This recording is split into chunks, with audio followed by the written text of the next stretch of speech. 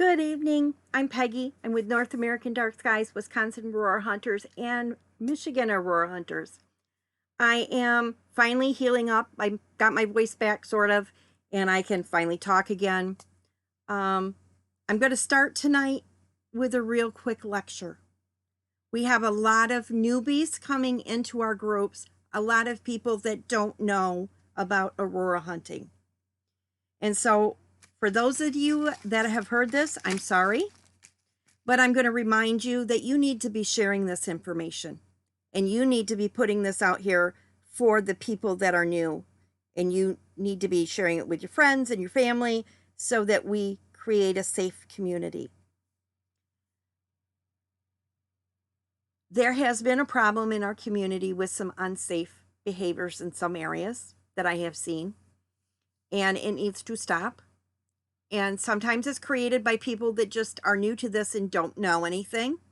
So I'm going to put this out here. There are rules to Aurora hunting. And there's rules to how we behave in the dark. One of those is we never shine a flashlight in somebody's face. We aim it at the ground.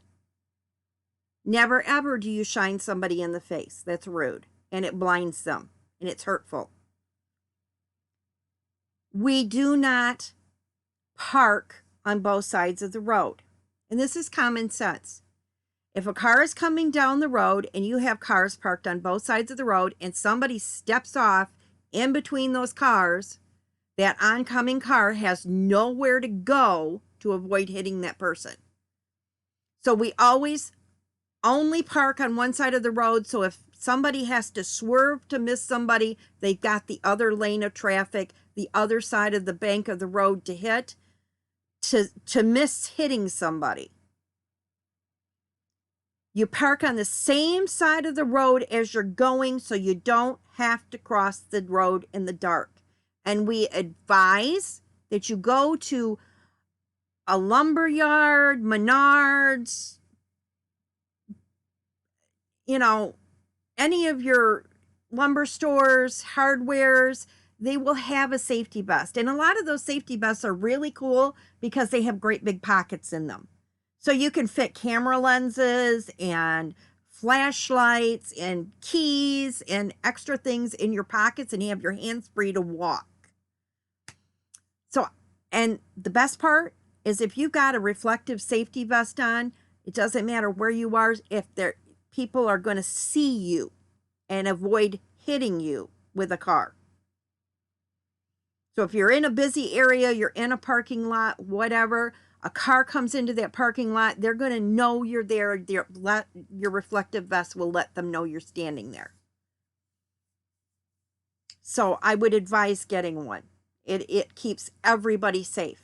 And let me tell you, you don't want to be the one that hits somebody and you have to live with that for the rest of your life.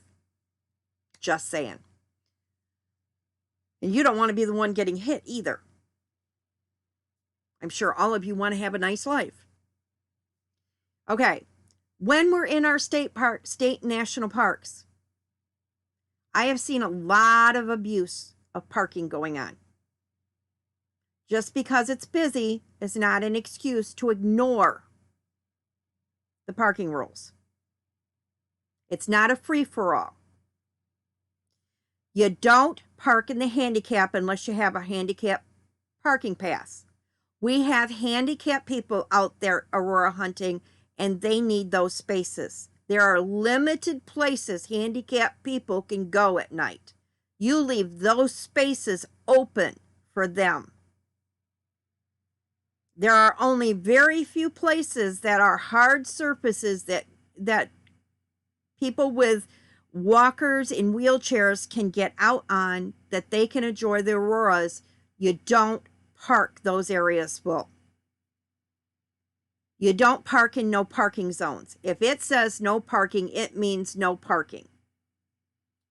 If you're in Glen Haven, this means you don't park down by the beach on the west side. It means you don't park by the building. And you don't park in front of the stop sign, which is illegal. You don't park on grass. There are lots of places to spread out. Pull up your Google Earth. Don't just have one place in mind when you're headed out to somewhere. Have lots of spaces. For example, in Sleeping Bear National Park, you have Platte River area, you have Esh Beach that has a view, you have Empire, you have the Glenhaven Beach, you have Good Harbor that has a good view. All of these places are good places to go, and most of them are half empty most of the night or empty most of the night. And you won't have to worry about cars interfering with your photography like you do at Glenhaven. So please spread out. Don't all run for one spot. If you're coming from Chicago or Ohio or Illinois, get on Google Earth, get on your travel area, pick out a series of places going as you go north that you can find a good view. And mark them on the map so you have options to stop at. So if the lights are really, really, really big, you can stop at a place that's closer. And you can go, if they're not, you can go up a little bit farther north and a little bit farther north. But you have options. So if one place is full, then you can go to a different place. There are lots of places to go. We don't all have to go to one spot. And if you're looking to always find me at Glenhaven, I'm not always going to be there. I'm going to be wandering around. So, word to the wise. If you're a newbie and you think I'm being rude, I'm not. I'm being very honest, because if things get out of hand and somebody gets hurt and people start getting killed, then parks will start shutting down at night, and we will not have an opportunity to do this. And point blank, I'm trying to preserve our rights to get out and enjoy the night. And if we don't protect what we have, we won't have it. So we need to get everybody on the same page with our behavior. All right, enough of the lecture. Looking at our sun, we have a very complex corona hole right here, and it actually is coming down. It comes down into here and down into here, and we have a spot over here that is flaring off, and it has kicked off an M-class flare over here today, and that M-class has gone away from us. But at the same time that M-class flare went off, there was some filaments that lifted off from over on the eastern, or on the incoming limb, and it was enough for them to call it a full halo hit. And for those of you that are new and don't understand what a full halo hit is, let me start over here. So this is LASCO 3. This is a satellite view that's looking straight at the sun from Earth. It's actually sitting right in between Earth and sun. Everything you see that's lit up around here is actually coming directly at Earth. Or, some of it's going to be coming out this way, some of it's coming out this way, but it's traveling in a direction toward Earth as well. And as we go through this, you can see it all moving out toward Earth. And as you watch, there's our M-class flare right there. And as I toggle this back and forth, you can see that when this burst out, that there was enough activity coming from all the way around that it's going to come directly at the Earth. There's activity coming all the way around this disk. See? That means it's going to be a direct hit. Now for newbies, this doesn't mean we're going to get an out-of-the-box huge storm. Maybe a 5, maybe a 6.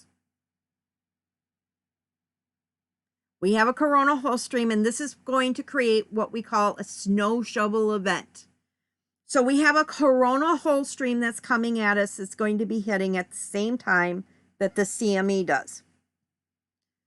That CME is going to act like a snow shovel coming along and picking up that coronal hole stream wind like snow in front of the shovel. And it's going to make it denser, and it's going to move it a little bit faster. And for a little while, the storm will get a little bit of a boost, and it'll be a little bit bigger than we expect it to be. So look for that to create that snow shovel event that we are used to. Okay, let me see if I can get that back. Okay, I'm not going to get that back. Okay, so we have had, yesterday we had M class.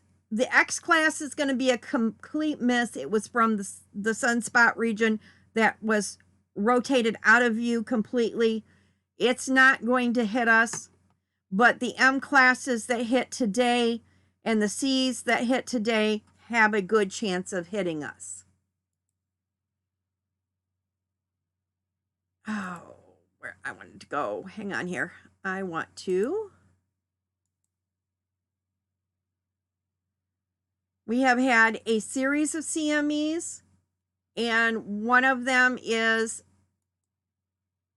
termed and the cactus view of that is this one.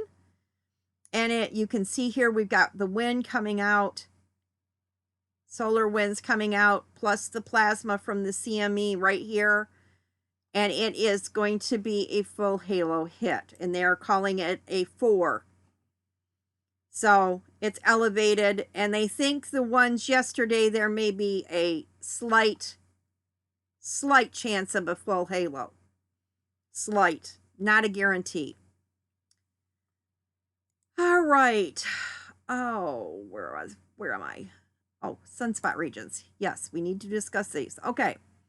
We have rotating out of view, which produced our big M-class flare. It's 3243, and it boosted out this direction. So it's going to boost out this direction and kind of circle back toward Earth just a little bit. So it always comes out and spirals back a little bit. So we'll pick up just a little bit, but there was enough coming from the coronal hole stream and the rest of it to call it a full halo.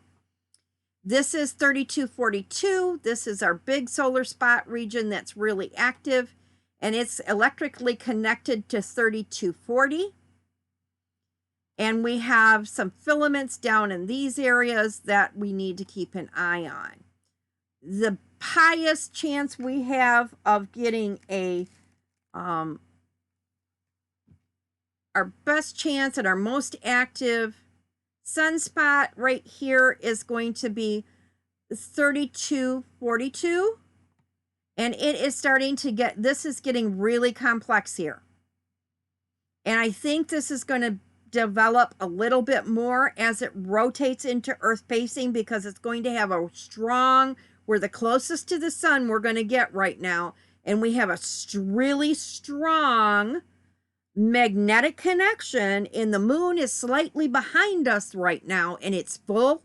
So it has got, we have a trifecta going on of a real strong magnetic connection between the three.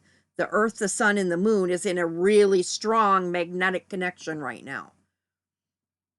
So that I look for it to develop and maybe destabilize further. Right now it's at a 45% chance of producing a C and a 15% chance at producing an M class.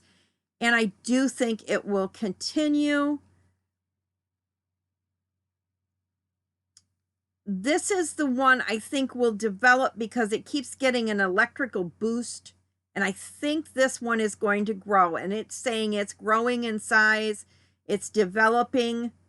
It's down in the number of sunspots within the umbra, but it's growing in size. So I think this one is going to pop up. It's coming into Earth facing. It's just Earth facing today directly, and I think there's a chance of development here. So that one is one to keep your eyes on. Now, if we go back and look at the sun, so here is that 32, the 3240. Here is the 3242. Okay, now as I put this in motion, I want you to watch it. I want you to watch very closely how there's an electrical charge that's traveling between these two areas. You can see it in the looping umbras that are lifting off. See? I'm going to try and stop it right at the point it kicks up.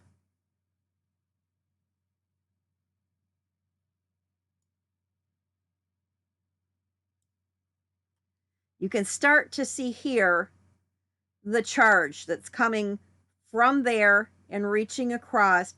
And if you look right here, as this is crackling, we've been talking about these magnetic loops. Right down here, you can see this one. See that little loop right there? And it's really tightly wrapped. Oops. I kind of lost him. Sorry. Anyway, you kind of see how that's snapping and crackling right there and how it's bubbling up with that electrical activity. And you can see how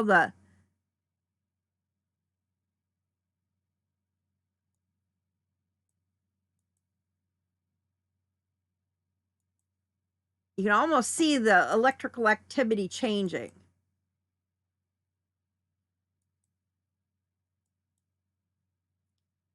See how the electrical magnetic field lines are changing?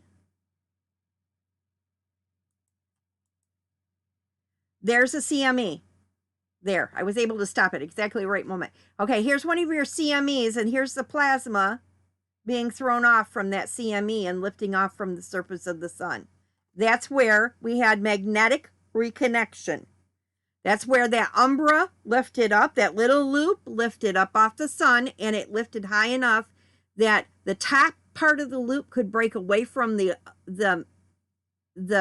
gravity of the sun, and it could break away.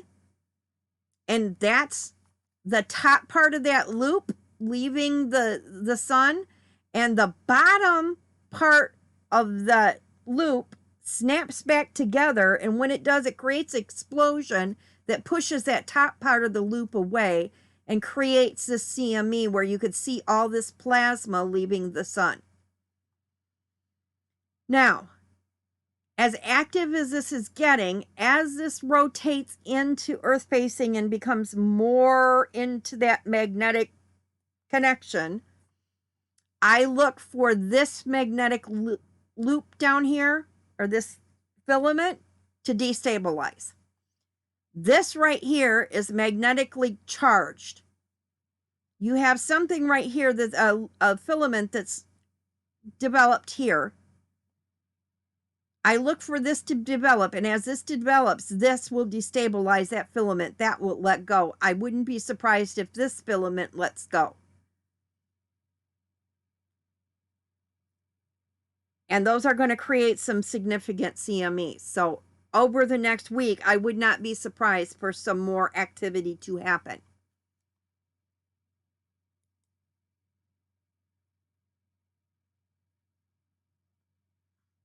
But we're starting to get to the active sun part of this as we go moving forward from, if you were to take a line and draw it across the United States, from Green Bay, Frankfort, Michigan, south of Alpena, Michigan, kind of across that into Maine. As long as you're at a KP3 and you're drawing a line across the top of the United States, above those regions, above that 45th parallel, you're going to see auroras at a KP3 if the skies are clear.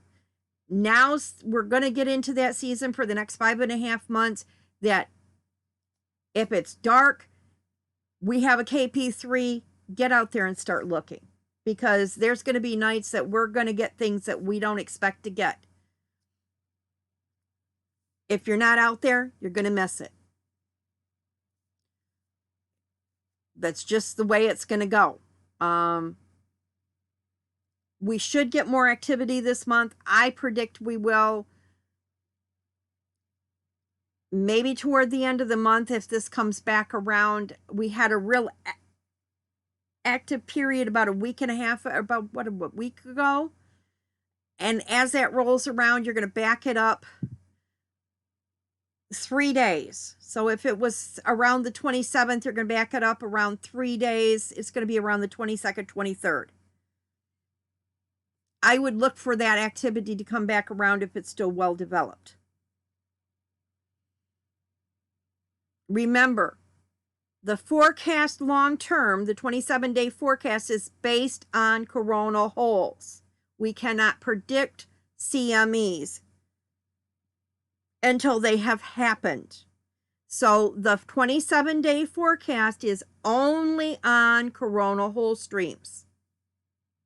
They cannot predict filaments, they cannot predict CMEs, and they won't know until they happen. So if you're looking at the 27-day forecast and saying, oh, nothing's going to happen this month, and thinking you're safe, you're going to be wrong. Because you got to be watching the sunspots. You got to be watching for the filaments and the CMEs, because that's starting now until the end, probably the end of 2027. That's where the story is. Coronal holes are steady. They're dependable. That's what gets us through the minimums.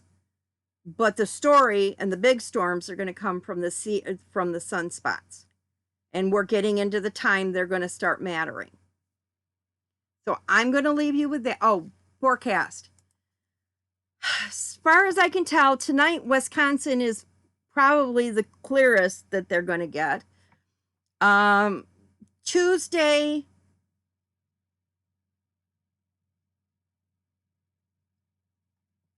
Tuesday and into Tuesday night, maybe into some of Wednesday night, we might have clear skies in northern Michigan, parts of Wisconsin. We have a storm system moving in. We might have some partly clear skies on Sunday night. We have a storm system moving in on Monday that will be bringing in some stormy weather sometime Sunday night. The good news is this is almost past, people. Couple more weeks, probably by the end of March, guaranteed, the weather patterns are going to start changing and we're going to start getting clearer skies at night. I have been out. The willows on the willow banks are red. The willow trees are bright yellow. I've even seen the maples and some of the other trees with sap at the end of their branches. So their end of their branches are starting to color. And I've even seen a couple full bushes in full buds, which amazed me. So I don't think spring is going to be that far off. Nature is telling me we're probably about 2, maybe 3 weeks out from having no snow at all and having warmer weather. So and that means that weather change to where we start getting clearer skies is about that time. So I will leave you there. We'll start doing regular forecasts, or I'll try to start doing more regular forecasts. And happy hunting, everybody.